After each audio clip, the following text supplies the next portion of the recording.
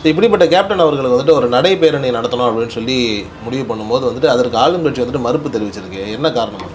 இல்லை என்னன்னா அவங்களுக்கு தெரிஞ்சிருக்கும், மேபி ஐஎஸ் ரிப்போர்ட் கொடுத்துருப்பாங்க. இவ்வளோ கூட்டம் நமக்கு நேற்று வரைக்கும் தெரியல, மீடியாவுக்கே தெரியல. இன்றைக்கி ஒரு வேளை இவ்வளோ கூட்டம் கட்டுக்கடங்க அது கூட்டம் வரும். இன்றைக்கி ஒரு சனிக்கிழமை நாள், விடுமுறைக்கு முந்தைய நாள், அதுவும் கோயம்பேடு ஒரு முக்கியமான பகுதி வந்து ஒரு 4 சாலை முன்னணி சாலைகள் சேர்ற இடம் வந்து அந்த பக்கம் அண்ணா நகர், இந்த பக்கம் வந்து பூந்தமல்லி, அம்ஜகரை, இது பாரிஸு, இங்கே பார்த்திங்கன்னா அசோக் நகர் இணைக்கிற பகுதி இருக்கிறதுனால இதில் ஏதாவது போக்குவரத்து இடைஞ்சல், ஏதாவது அசம்பாவிதம் ஏற்படுத்தி விட போகிறது அப்படிங்கிறது அவங்க வந்து அனுமதி கொடுக்கல. இதுதான் இதுவான விஷயம் வந்து.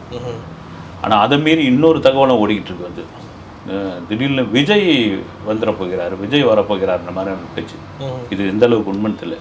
விஜய் வந்துட்டு அந்த பேரணியில் அவர் கலந்துக்கிட்டார் அப்படின்னா விஜய்க்கு மைலேஜாக மாறிடும், விஜய்க்கு இன்னும் இதுவாக மாறிடும் அப்படின்னு மேபி எல்லாருக்கும் அழைப்பு விடுத்துருக்காங்க. இது வரைக்கும் இப்போ நம்ம வீடியோ பேசுகிற வரைக்கும் எனக்கு தெரிஞ்சு விஜய்லாம் வந்த மாதிரி தெரியல. ஒரு வேளை இதுக்கப்புறம் வராரான்னு தெரியல. ஆனால் விஜய் வரமாட்டார்னு எனக்கு தோணுது. ஒரு வாழ்த்து செய்தியோ அல்லது ஒரு இரங்கல் செய்தியோ, வாழ்த்து செய்தியோ ஒரு இளங்கல் செய்தியோ அவர் தெரிவிக்கிறதுக்கான இது கூட உண்டு. முதலாம் ஆண்டு இது. ஏன்னா வந்தால் எந்த மாதிரி இது ஆகிடும்னா இப்போயே கூட்டணி பற்றி பேச ஆரம்பிச்சிடும். கூட்டணி பற்றிய செய்தியை வந்துடும் வந்து டிவிகேவும் தேமுதிகவும் இணைய போது ஏற்கனவே ஒரு டாக் இருந்துக்கிட்டே இருக்குது வந்து.